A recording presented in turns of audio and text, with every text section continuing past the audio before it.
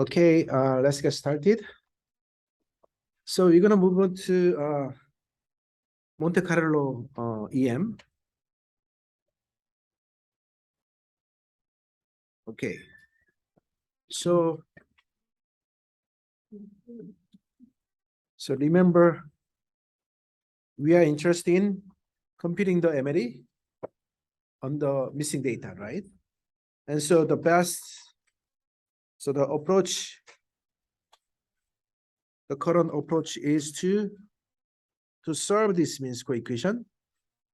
And this one is not really accurate because this conditional expectation is a function of a parameter eta. So actually you have a dependency on eta, right? So you have a eta here and eta here. So dependence on unknown parameter in two places.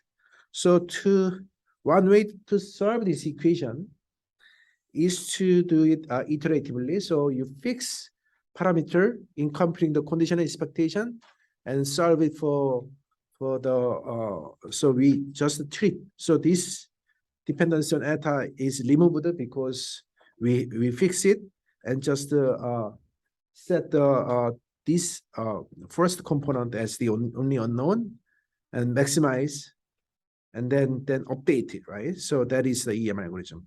So then question is, but in practice, the computation for this conditional expectation is not always feasible because it involves integral, right? So Wei and Tanner, this is published in JASA. So you may wonder, this is really natural idea, right? Use Monte Carlo approximation in computing the E step, and how can that become published at JASA? Well, at that time, this idea was kind of new, even though later, right? I mean, this is really natural idea, but so anyway, good for them. So these easy questions are all solved. So we only have difficult problems. So basically, this guy is approximating the conditional expectation of the log f y of s y miss and delta eta given y obvious delta at eta t, right? So basically we want to approximate this integral by Monte Carlo sampling. So that's fairly simple. Tricky part is that because this density, the predictive density, so this is you can call it predictive model,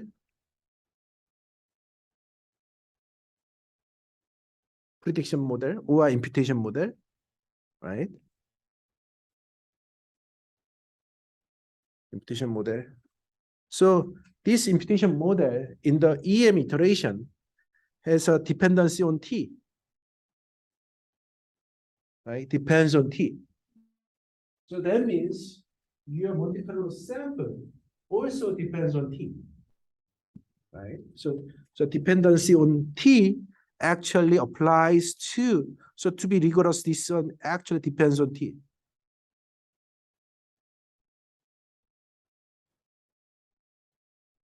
So that means originally, right? Originally we know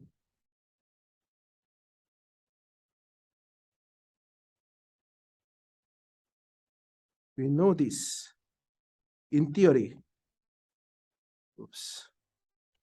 So let me to be rigorous. So okay. Actually, this is not really correct. So T,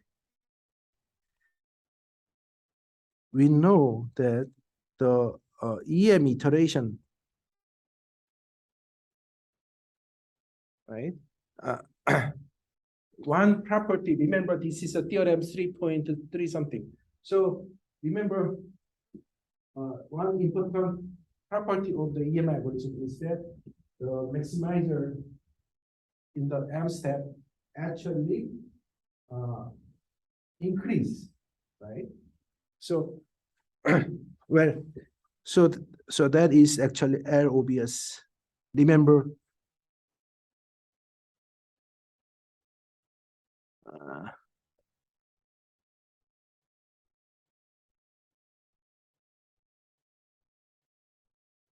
something like that.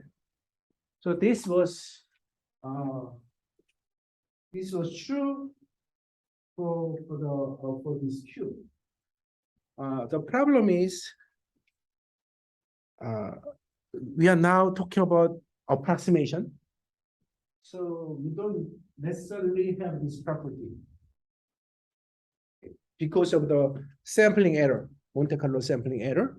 We do not. So that means we don't necessarily have the monotone increase, and also it doesn't necessarily implies the convergence, because you always have a sampling error, right? If you have a very sort of rigorous definition of convergence, means that you for any small epsilon, right? You should be lies in that within epsilon, but that's not true. So unless you really increase M, right?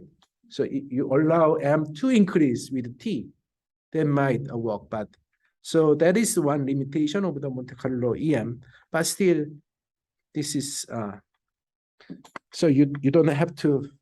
Maybe you can relax the convergence and assume that the approximation is good enough. But yeah. So this is over 30 years. So in this area, are there like better results? I see. Yeah. So like, well, one, I mean, there must be, right? I mean, so one literature I know is this guy Hussein Hubert and JSSB discuss the convergence, how to check the convergence in the Monte Carlo EM rigorously. So they have some rigorous result. I'm not sure there's any other. So there, but this is a key paper on that topic.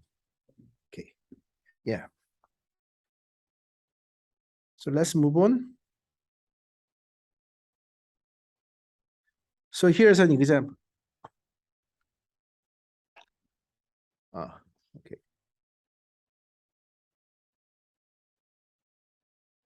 So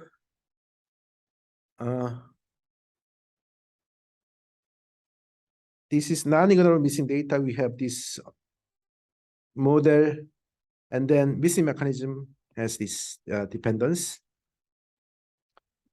Okay, and then to implement the MCEM method, we need to generate samples from this distribution. So we observe, so delta equal to 1, we observe yi, right? So there's nothing no missing data for delta equal to 1.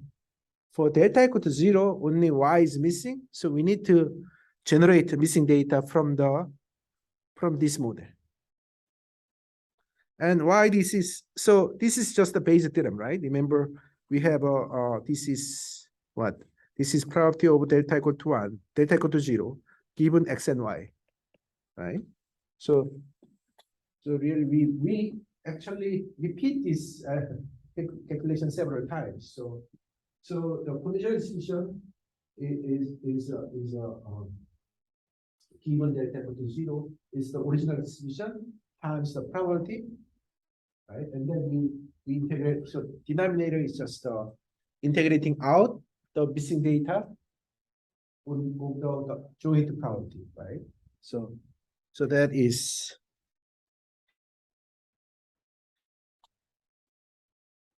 Okay, now the question is how do you actually program to generate. So how do you code this kind of algorithm? You don't have a function, right? You don't have a, so this is not really a particular known distribution. Right? This is you have a normal, suppose that this is normal, this is could be a logistic regression, but this one doesn't have a name. So you cannot really call a function for that. But you need to we need to somehow figure out how to generate the sample. So one technique, so one catch is that we know this guy is bounded by M, bounded by 1. Okay.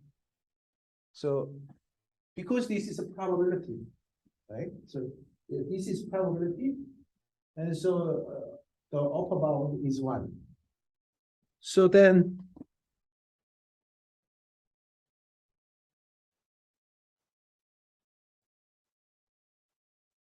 given a density function,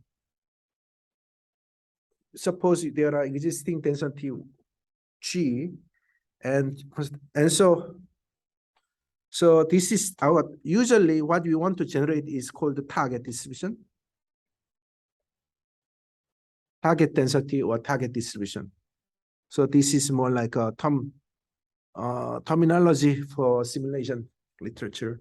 And usually what we generate samples from is sometimes called proposal distribution.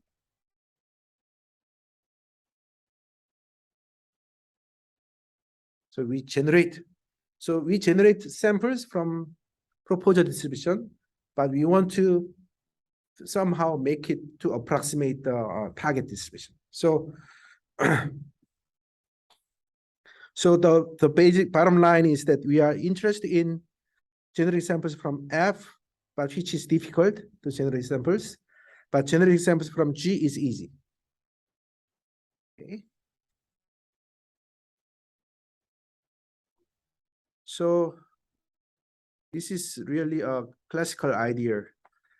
Originally proposed by very famous guy, von Neumann. Right? I'm not sure. Right? So von Neumann is has a lot of contribution on many areas, physics and computer science and statistics and a lot of areas, and this is one of his contribution. So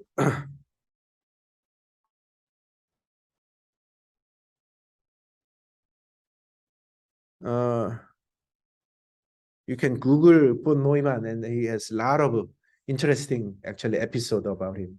He's the one of the most genius person in 20th century.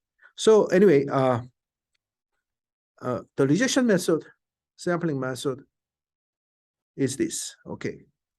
So because okay.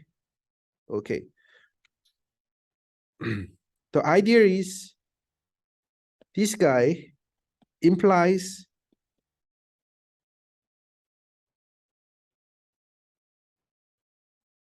okay. So this is basically we divided by this. So you can call this one as an envelope or envelope, and then so then the target function should be bounded by the envelope function, and then this ratio is essentially kind of a selection priority. I mean the priority that we decide. Okay. So basically, I mean this is we reject Y if U is greater than. So that means what? We accept Y with priority equal to Fy divided by Mgy. Right? So this is less than 1. I mean less than or equal to 1. So this is a valid probability.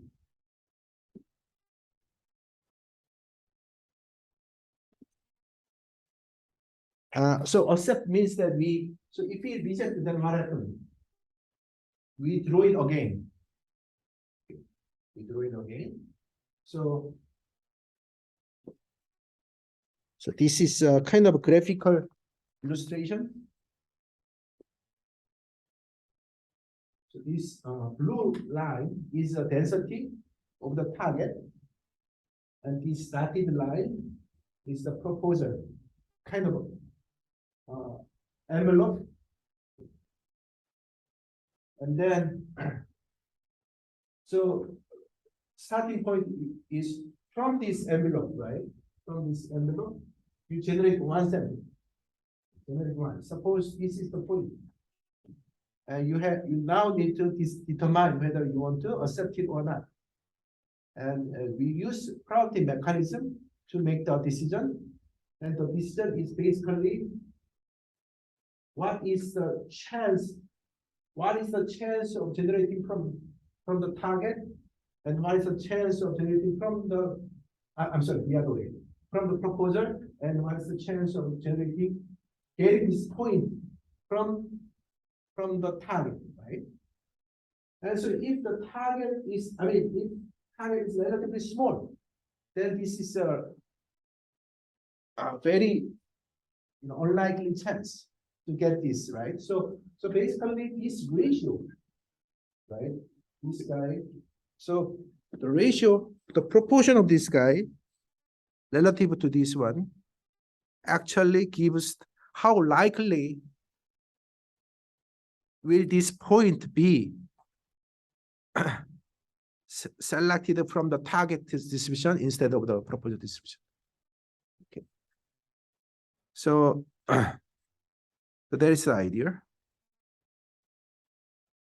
And you can check this probability in more rigorously using some algebra, the computation. So you have two random variable, x and y, x and u, and then so u is a uniform distribution. So this is the uniform distribution, and then you want to.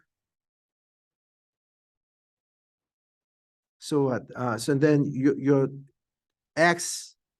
So u follows from uniform 0, 1. X follows gx. Okay. And then this is basically the probability. So numerator is the probability of the joint event, and denominator is the marginal event. So joint event is that y, okay, right? So I think that's just simple. So you can check on that, and then this guy is essentially you have a something like f I m gx, and then gx, right? And dx. So you have a gx cancels out, and denominator is same thing. You have a something like this fx gx cancels, and m cancels, and so you get this one, which is the basically correct probability. Denominator is equal to 1. Okay.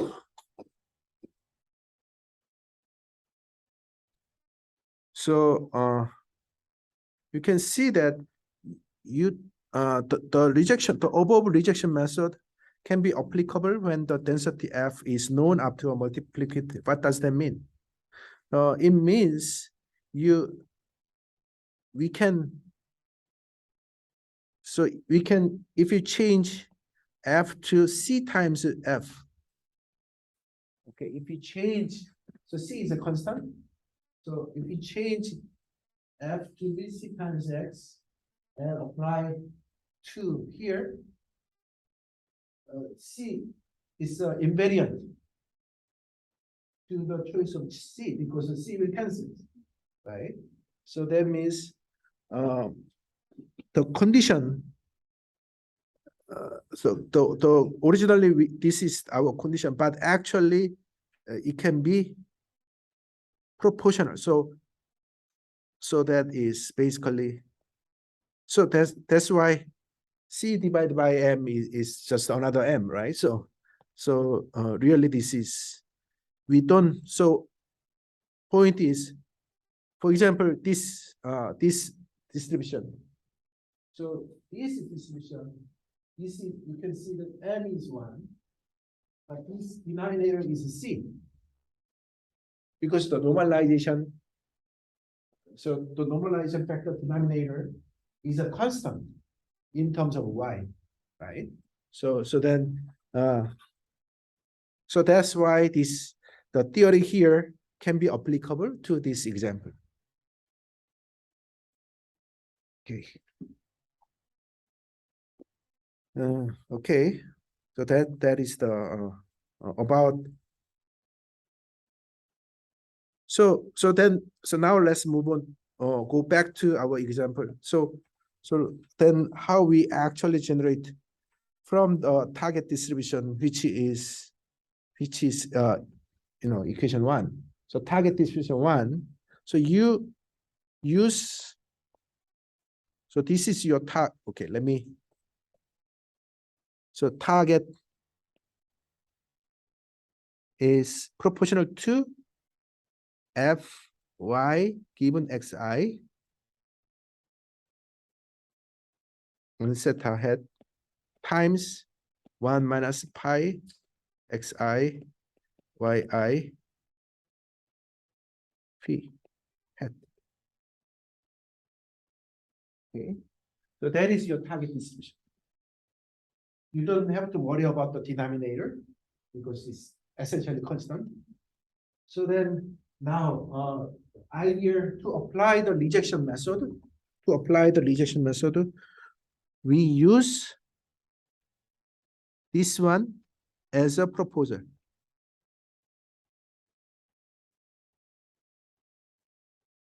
Right? We use this one as a proposal in the sense that we generate Y from this distribution.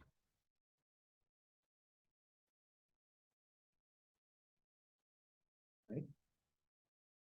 And then second step is we generate. So first step is just to generate from the proposal distribution. Second step is to compute the ratio, right? Compute the probability. So remember the probability, acceptance probability. So let's call this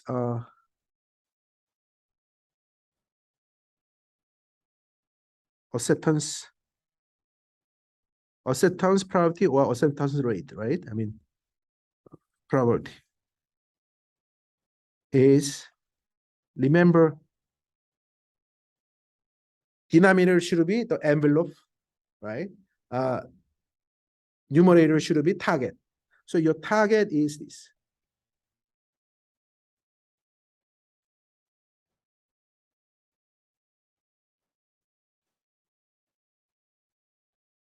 We can just use this one.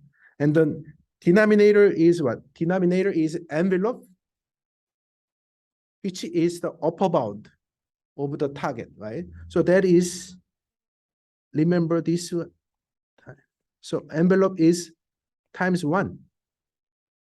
Okay. So that is your acceptance probability of Y star. So that means you need to evaluate the acceptance probability using the current sample. So to be rigorous, this should be Y star, and Y star. Okay. So then you have this guy cancels to each other. And so this is your acceptance probability. So that means you need to accept, so you can accept Yi star with this probability. I'm sorry? Okay, yeah. Let's go back. So yeah, this could be a little bit confusing, but important thing is this is our acceptance. So remember this, okay.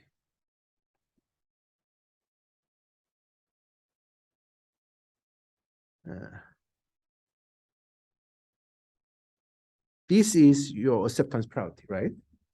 So this acceptance probability of what? Probability of the realized value y. So now let's use y star.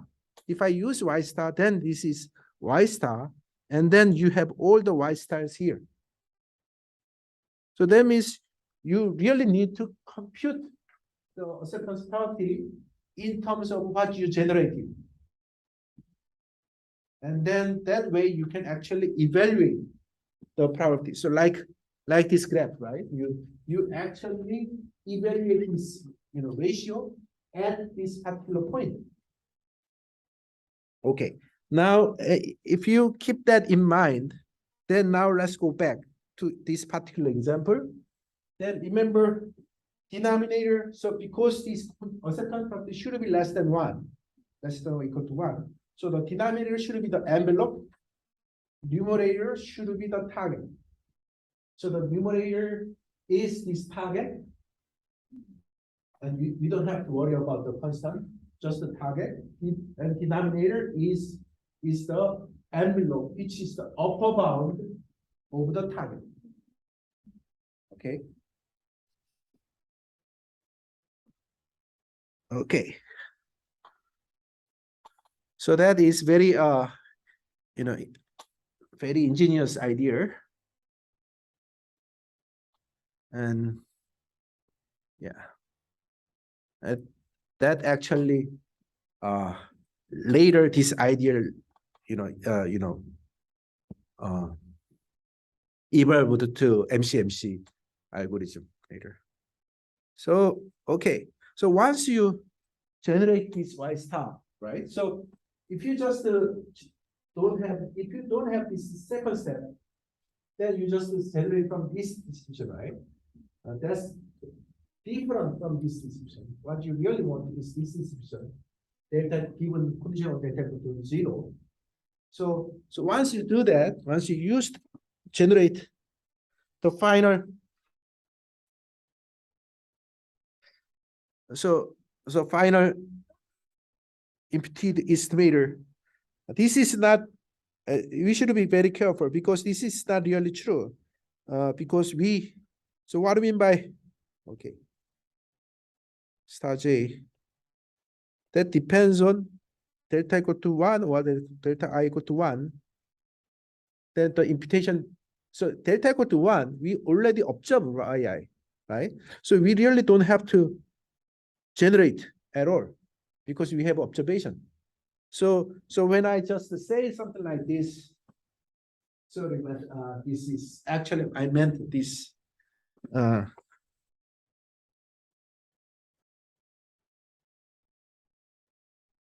Okay.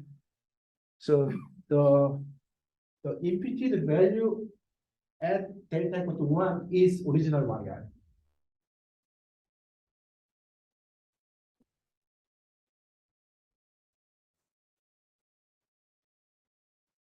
But once you write this way, you can easily see that this is just applying the original scope equation to the imputed data, right? Okay.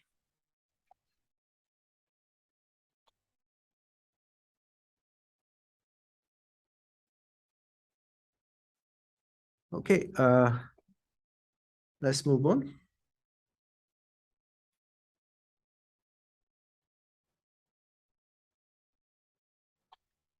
Another approach, this is totally different approach, also important. And yeah. So we are generating y instead from the observed distribution, right? I'm So sorry. when y is observed, right? So when y is observed, then we just use y. No, so my question is in the previous year. So here we are generating y instead from distribution of y, right? So Okay. for the observed one, right? From the observed one. No, actually, that's a good question. So So your question is essentially what exactly mean by this, right? So my point is that this suppose, so as long as, so suppose this is, what is the distribution? This could be normal beta 0 plus beta 1 xi, right? Something like that.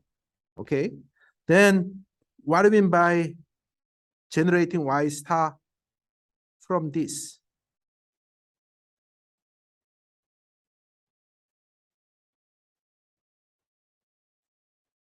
That means Where is totally observed? The distribution to no, observe. let me finish it. Okay. So yeah. So okay. I'm glad that you asked question because sometimes I have difficulty on what students where you guys are not really clear. So it's really important to speak up when you're in context. So this is what I mean really. So the bottom line is we observe xi throughout the sample. So x's are all observed. Okay. So then, but for delta equal to 1, we also observe y. So we don't care, right? We are not really do any imputation for delta equal to 1. But for delta equal to 0, we don't observe y. So we need to really do imputation. So the idea is, okay, I don't know why here, right? Remember, delta equal to 0, I don't observe y. So but I observe xi, and I don't know, I have a model. So that I can actually use the current parameter to plug in and generate y star. Okay. So using xi, so this one doesn't mean that you are actually using yi. No, that's not what I mean. I mean condition on this guy, right? Condition on this guy, you generate something like this. So once you know have this, distribution, you know how to generate, right? So there's no problem. And then you impute, and then using impute to compute theta hat t plus 1. Right? You use this one to solve this, to update it. And this parameter, updated parameter, will go back to here to regenerate your imputed value, because you know better is right, better parameter estimator, so you can actually improve your imputation. So in your example, this is the marginal model, in the data model, right? So there is This one? Yeah, this one. This is actually conditional model, right? But where is condition? So you have a condition of data. So Okay. In that sense, this is the marginal model. Okay. yeah, because we don't know the condition. That's why we are using Monte Carlo. Actually, let me. So. Okay. The reason that we use conditional, we use this rejection method is that we don't know how to generate from this distribution directly. Okay. Actually, we don't know how to compute the expectation with respect to this one, right? So the idea is to use Monte Carlo sample. So generating Monte Carlo sample involves these two steps. Okay, so in this illustration, we are saying that yi star is actually after applying the rejection sampling, yi star is a sample from the conditional distribution. Yeah, right. From the conditional distribution from here. Okay. That's basically the proposal distribution. Okay. Yeah. After related, can put it in 4. Okay. For the model.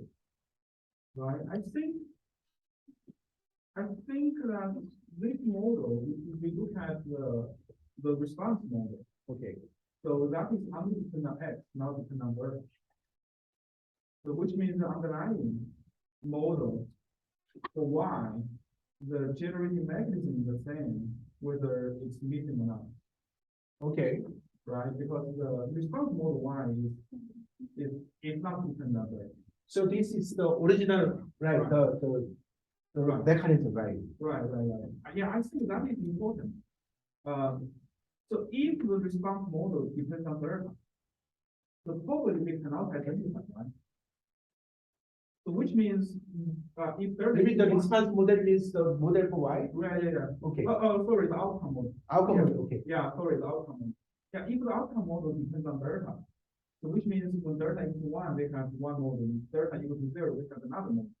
I see. So probably that case is not identifiable. Yeah, that is a good question. I mean, okay, since you okay, so actually we have two different specification. One is like this partition. The other one is and then so conceptually, so when we need two models. One is the model for Y given X, and then model for delta given X and Y. So that's one approach. The other approach is you model Y given X and delta, and delta given X.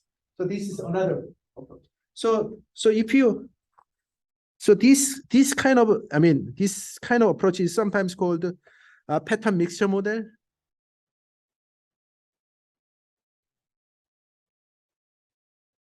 And then the issue is how do you identify the model for delta equal to 0, right? So then here I'm not sure whether sometimes, I mean, later when we discuss the non-inverse, we probably cover this a little bit, but throughout the course, most of the course, I will use the first. So this is sometimes called the selection model approach, I think. So basically, this is a selection model, right? I mean, you have an original data model, and then you have some sort of the selection model or response model. So that is, here, what I used here. But another issue is this, can you really identify the model? That is another issue, but I will just focus on the computation for now. But the selection model is always identified if we recognize this. Not always, because you need some condition for model identity condition, but that will be covered. You are too ahead, that will be covered later. Okay. Yeah, sure.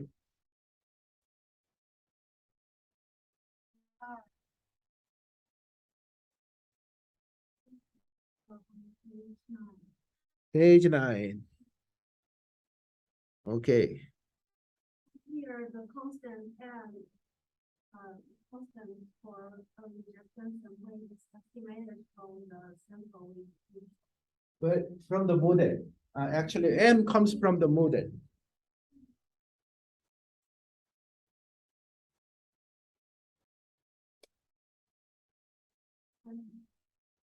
I mean, we know the target, right? We know the target distribution. And from here, if I use this as a proposer, this will be M. I mean, we have upper bound.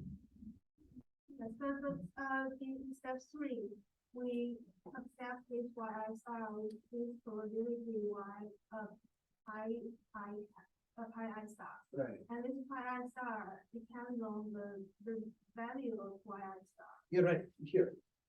And so if we come back to page 8, we in fact cancel out m because it's a constant. So if this m depends on x, does this equation still?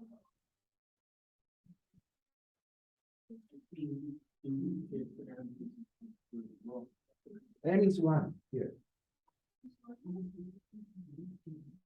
So idea is we use this as a 1 less than 1, which is we use as a M. So why we use except for Hmm? Then if n is why we. In the previous notation, f is equal to f times 1 minus I, and v is equal to f here. Oh. So this is not n, it is f. Oh, this is g. Yeah, that is g, and in the previous notation, f is equal to f times 1 minus. Yeah, so, yeah, okay, I see. So notation is right. I use F here, but the F in the previous one means the whole thing. The target. Okay. Okay, let's move on. Okay, importance sampling. So this is a totally different approach. The idea is so this is F is difficult to sample.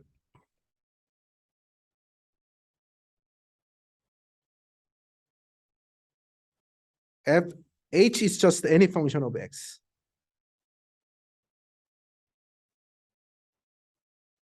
Any measurable function of X.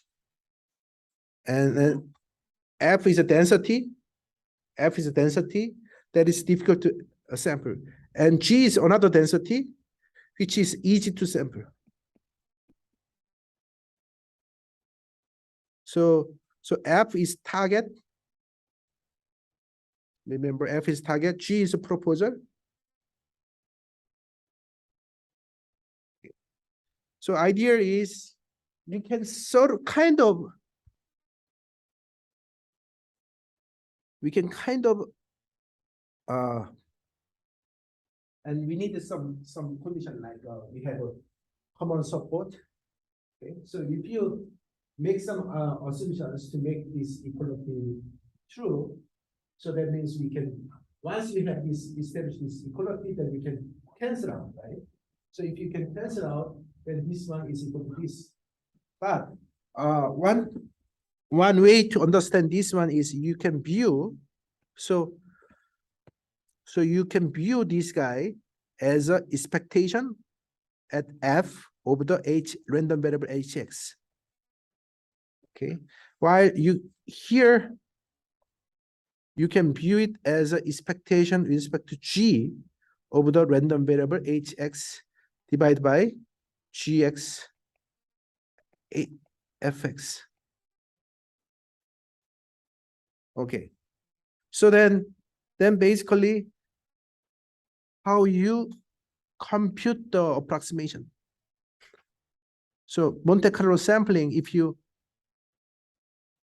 generate xi from G, then you can just use xi fx I gxi.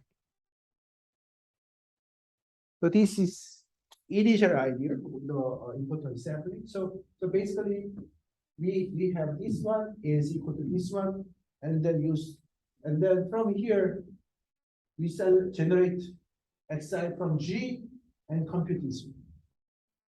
And then people criticize because if, for example, H is equal to C, H is constant, then we know H is C, then the expectation should be C.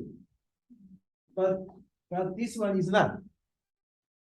Right? So we need to proper normalization. So one way to do is that you can just divide it by the same quantity except HXI. So then once you do that, then you can make the whole thing. I mean, we forget about this 1 over n cancels out. So the whole thing can be written as a weight. So that's this weight.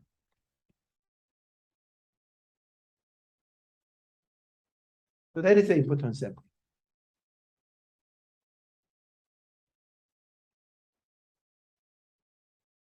So the importance weight.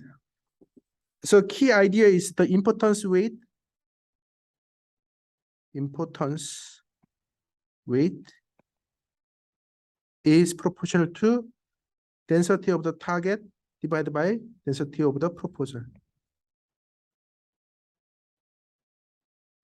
So that, but this right target divided by proposal is exactly very close to what? To what we computed for the acceptance rejection method, right? Rejection sampling method.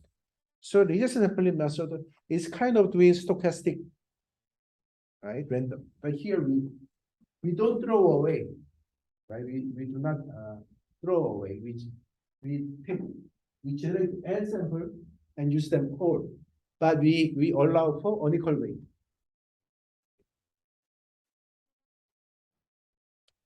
And we'll cover this importance sampling idea later again, but this is just one page summary of the importance sampling. Okay, now let's move on to a more general algorithm, MCMC method. So this should be covered in 601 or which course, right? 601. So how many of you take the 601? How many of you not? I mean, okay, still. So okay, well, I didn't take the either, so I didn't take the 601 either. So at that time, when I was a student, it wasn't.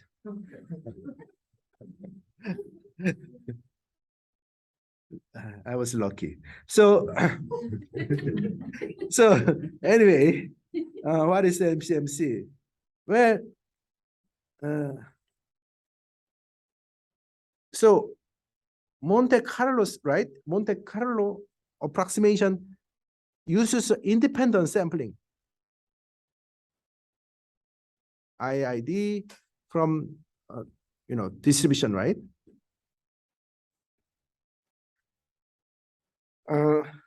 So, but this will really limit a lot of situations. So idea is we allow for dependence. So we do not necessarily impose independence in the sample, but still allow for approximation. Like this is so even though here's the goal. The goal is we still want to allow that the sample mean approximate the population mean, even with the dependence data. So that is basically the bottom line. And this property is called ergodic. Okay. So this is the kind of goal, and that is very general, powerful idea, and there's some history. But let me first go one by one. So what is MCMC? So Markov chain plus Monte Carlo. So we want to still do Monte Carlo, but the chain is Markov chain. Okay. So what then? Next question is, what is a Markov chain, right? So Markov chain means you have a dependency only in the last observation. So, okay. So what you did before doesn't really matter. What you did yesterday only matters. Okay. Okay. So here's some history of MCMC. Okay.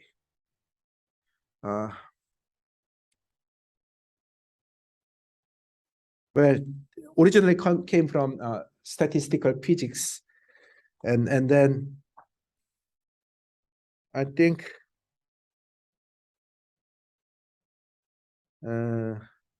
Metropolis and so these first two persons are physicists, and then these guys are actually statisticians, and so then becomes very hard, especially with the Bayesian computation. Okay. So let's move on. So MCMC, okay. So here's a description of the algorithm. So we now, so this Q is still proposal. So we remember we have a proposal and target, right? So target is F.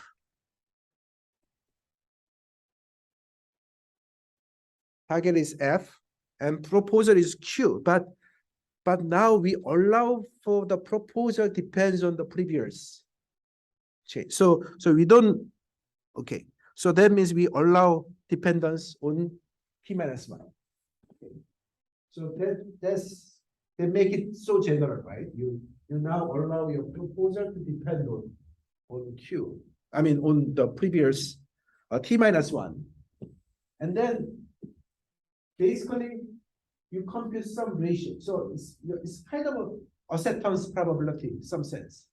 But now the acceptance probability is a little bit more complicated because you basically compare. Okay.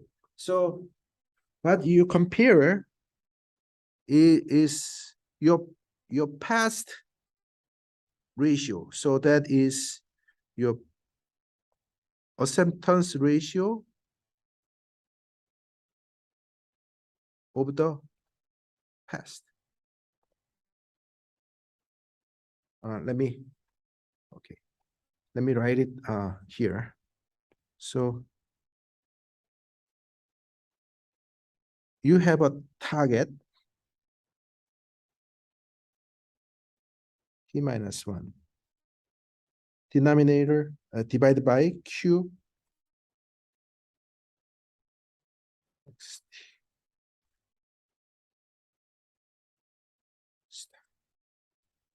And numerator is xt. Target.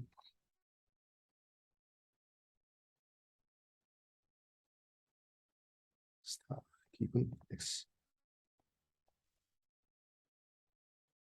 Okay.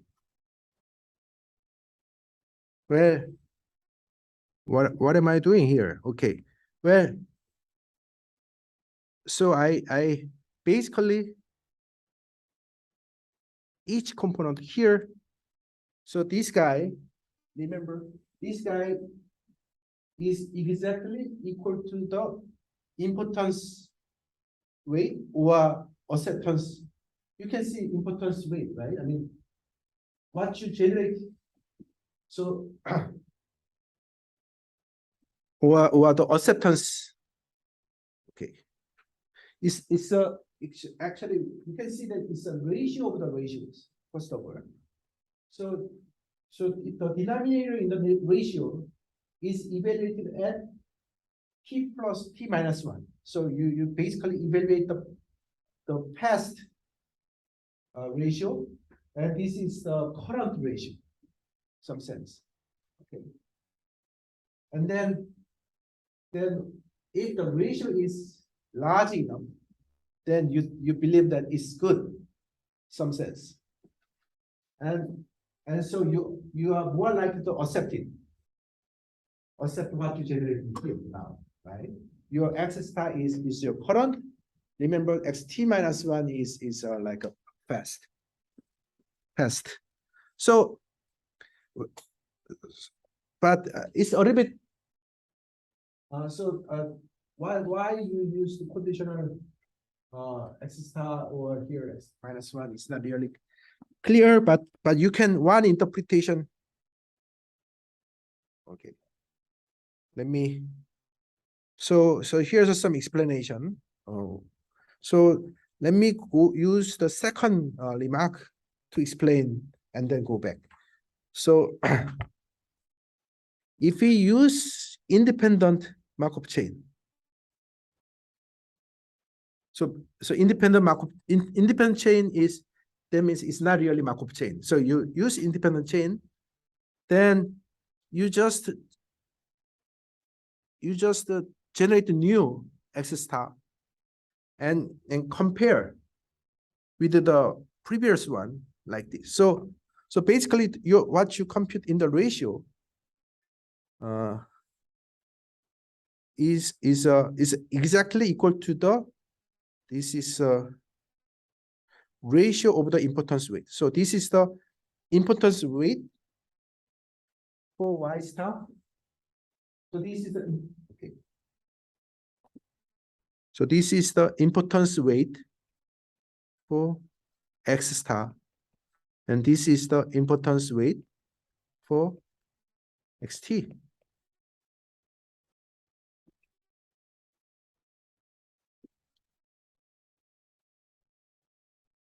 So then we use, so that is one, so basically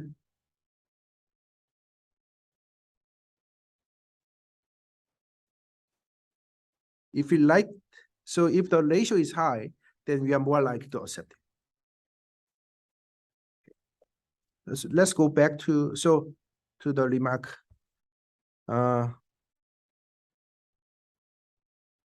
So one useful result is that if the target, it doesn't, so it doesn't really depends on the normalization because you cancels out.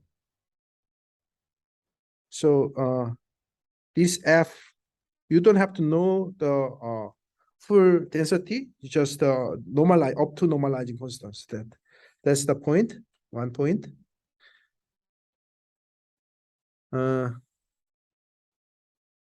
Okay. And then the choice of the, I think there's some complicated some issues regarding some theory about the state convergence of the chain and all this. You need some conditions, but I'm not really going to cover here.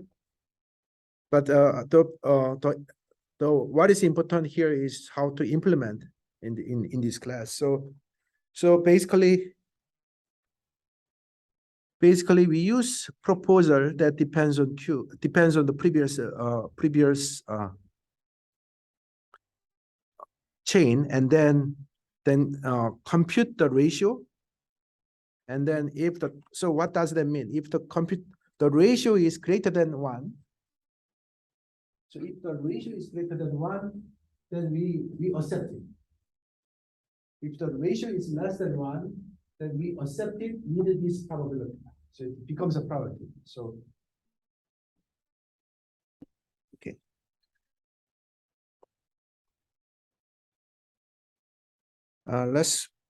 Let's use some example. Use this example to explain the ideas. Okay. So normal quotient model. So this is Bayesian context. Suppose you can see why this MCMC is really useful. So this is the likelihood part, density part, and this is a prior part, and then your posterior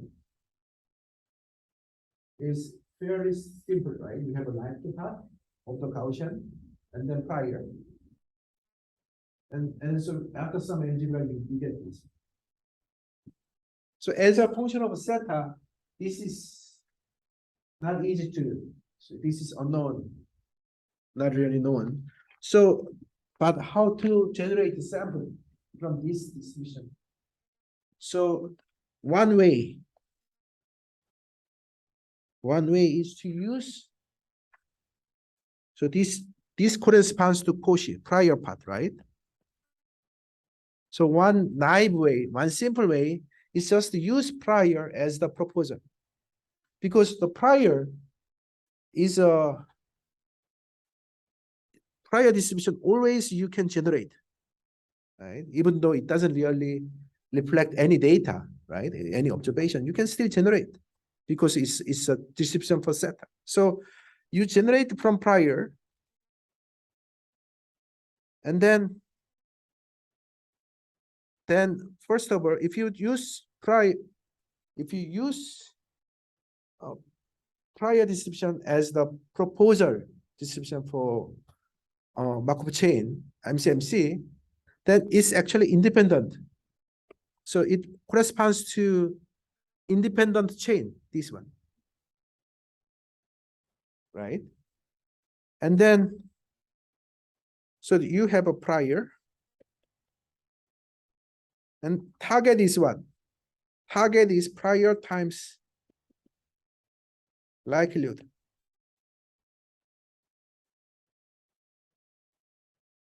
Right? You have this is target. Target is originally posterior. But posterior is a prior times likelihood divided by normalization, right? So end of the day, you basically have a prior times likelihood divided by prior. So prior cancels. So then that means what? You only left with likelihood time. So that means you end of the day, what you get is these two like tensor, two ratio of the like. So it basically becomes a likelihood ratio. So the numerator, you compute it at the current parameter.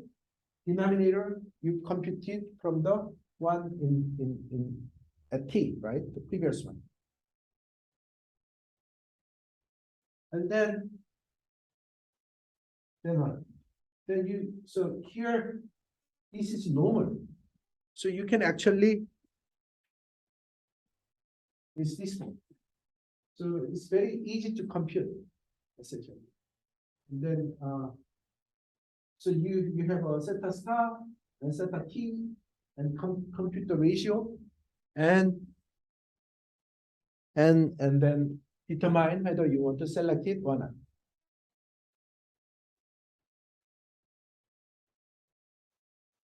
Well, this is a little bit, so what would be the, so yeah, okay.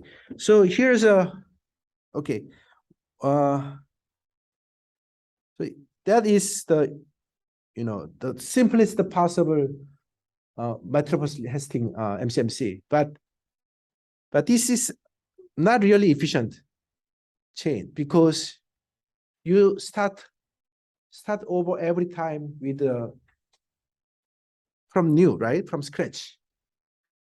And see, right? If you, so Cauchy, suppose your Cauchy is say mean 0. I mean, something like that. But your data, suppose your data is all around here. Suppose your data is all around here. Then why you generate from here, right? It's not really, useful because your zeta head is around. So remember zeta is the population mean of y. Okay, so if you have data here, then you know that your zeta, true zeta will be somewhere here, right? I mean, so somewhere here. I mean, this is, so say this is the, so you have a prior and you have likelihood. And then basically if you always generate from here, around here, then you have more like, you don't accept much. You throw it away until you draw sample around this corner.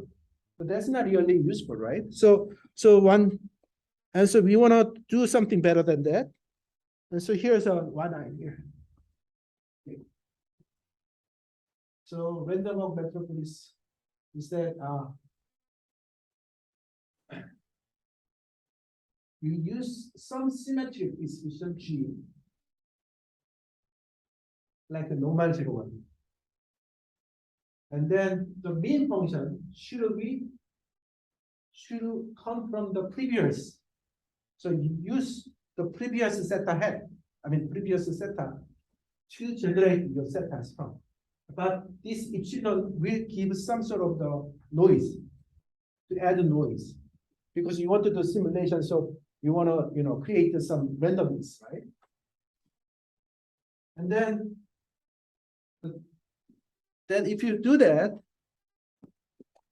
then basically the original method, so you have a target and this is Q. So remember we have this, so we want to apply this formula, right, this formula to the particular Q function, which is this one. So let me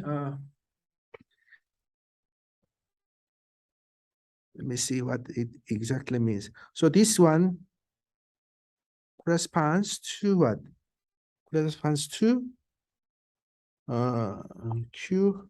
So we X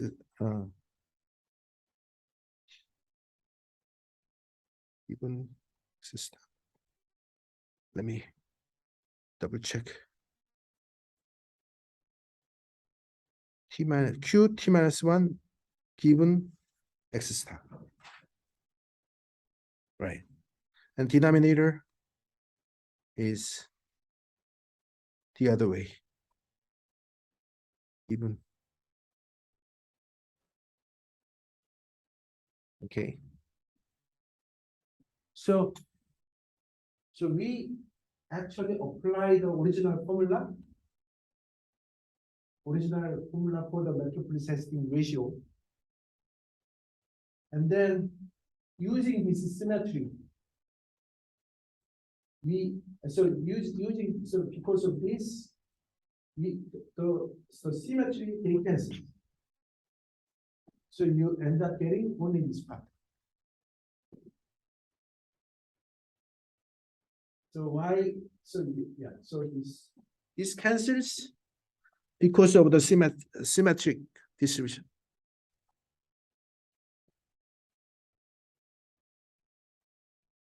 Then this is nice because you start, right? You generate the samples from what you have, right? And then just check which direction we can go. So whatever the X star make the high probability of this ratio is the right direction, right? I mean, so that is basically the idea.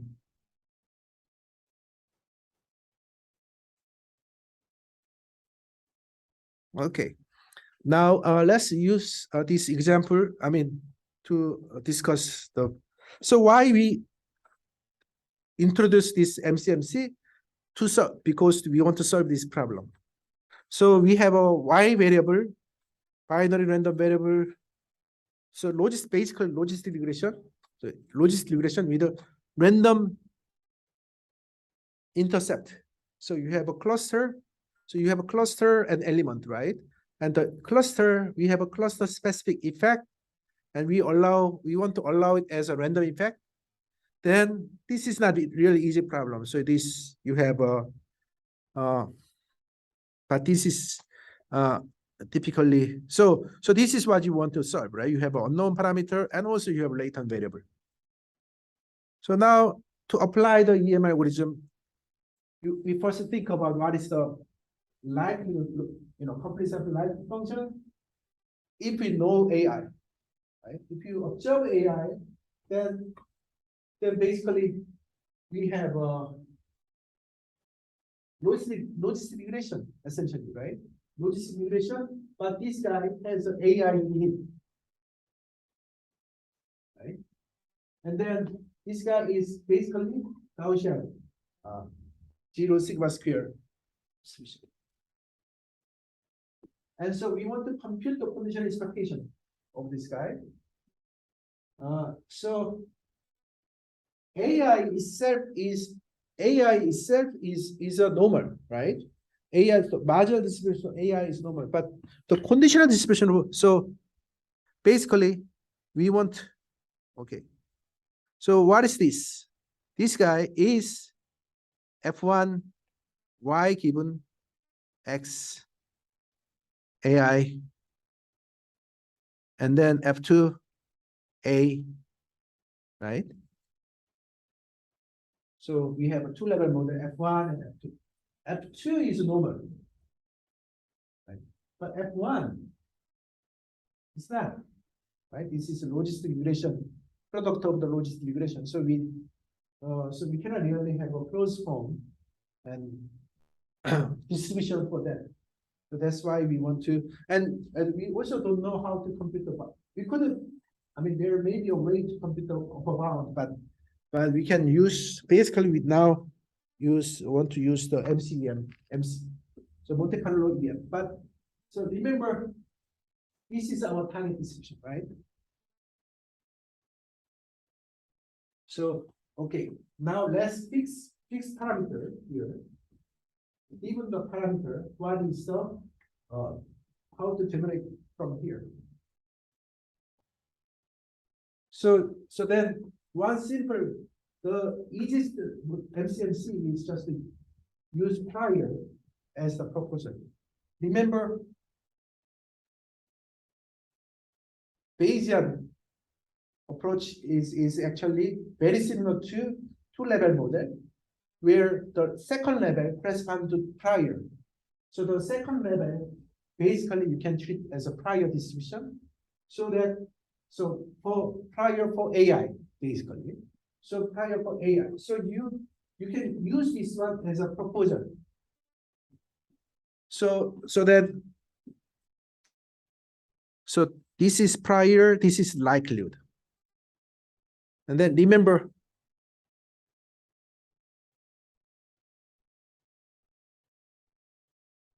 and then if I use prior as the proposal distribution, then only the likelihood ratio remains, right?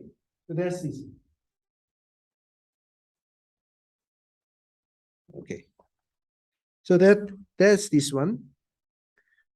Okay, another approach is to use the random walk metropolis testing algorithm. So here, instead of generating from prior, right? Instead of generating from prior, why don't we generate AI from AI t-1 with epsilon, right? Some epsilon, which is say, because we want to, so this epsilon is kind of, we don't want to generate from the same AI, right? I mean, you want to search, so we want to add some noise.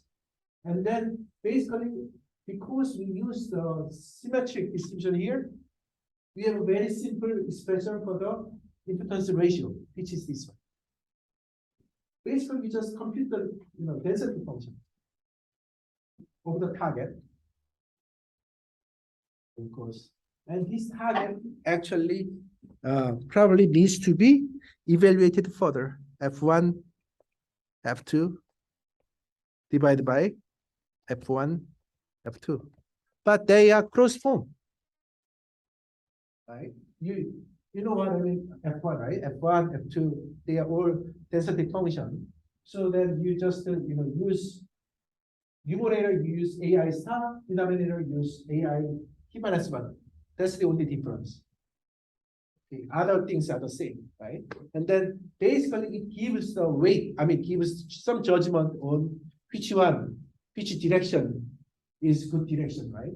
So that is the kind of a very useful tool. Okay, so that's pretty much all. And summary, but that's I think I already covered. One thing I want to re-emphasize is that, so two things, and so okay, this is basically makes sense, but when it comes to real implementation, we have a MCMC for each E-step. That's really computationally heavy, right? I mean, MCMC used because the MCMC itself is an iterative algorithm, and then for each E-step you update parameter, right? You use M step to update the parameter, and then given the current parameter, you use MCMC. That's fairly computationally heavy. So that's why people prefer to use Bayesian approach, because Bayesian's Bayesian basically does the parameter update and the simulation, random effect generation simultaneously. Here is more like you just t plus 1 separately, right? For each one you generate. For each one you generate. Something like that. This next class I'll cover what Gibbs sampling is and how. So cover that. But that's anyway, that's all for today. Okay.